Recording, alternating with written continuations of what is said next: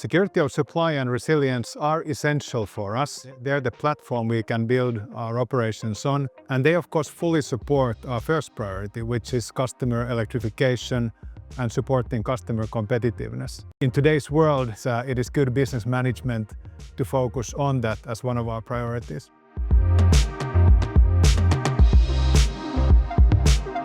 From the Rasmussen report, we can see what kind of attacks have been targeted on critical infrastructure. So what we can take from that is what is a hostile actor targeting and what kind of damage and disruption is inflicted on potentially our assets and the critical infrastructure. So these are the learnings we can take from the report and then actually play that back to our situation. So looking at a potential situation of hybrid or cyber or kinetic impact, and how would we best prepare for that? What kind of stockpiles should we have? What kind of spares are in this critical infrastructure? And then think even further about lead times and availability of the parts that could be impacted.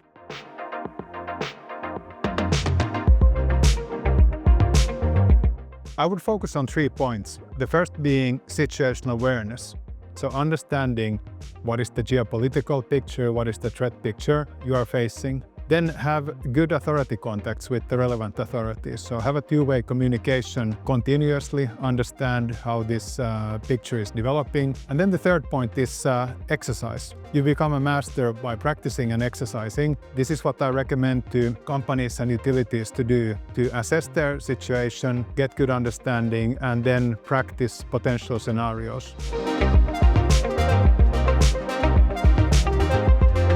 First of all, we need to take the basic technical security of supply seriously. We are moving into a more intermittent, more volatile, more fragile system. So having the technical understanding of what is needed with regards to flexible assets, reactive assets, and storage, this is very important. And to have a frank assessment of that, thinking mid-term and long-term, what do we need? Then the geopolitical picture has developed. So now there are more scenarios that we ought to take seriously and prepare for. For me, it is not either or. These are on a sliding scale. So we have the traditional risk of asset unavailability or grid instability. And then we have low probability but high impact potential of hybrid or cyber or even kinetic impacting, even hostile actors trying to impact our availability.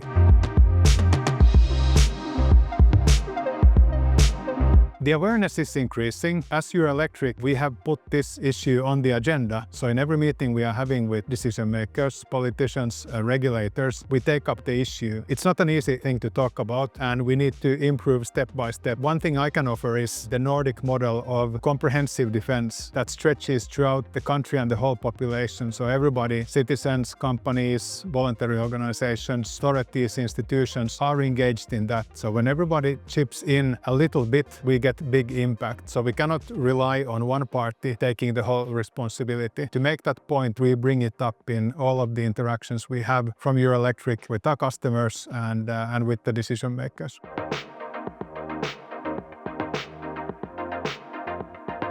Referring back to the Rasmussen report, it analyzed the impact on critical infrastructure from the attacks, and it also gives recommendations what could be done to improve the resilience and recovery of this infrastructure. And some of the lessons from that is that in order to really prepare, you need to reinforce your critical infrastructure, transformer stations, critical power plants. You need to build underground operating rooms. You need personal protective equipment, sandbags, plywood. This is certainly a part of what could be regarded already as defense-related spending. Our take on this is that we certainly, as a critical infrastructure provider, can point to the authorities that this could be part of the 1.5% spending for the NATO compliance.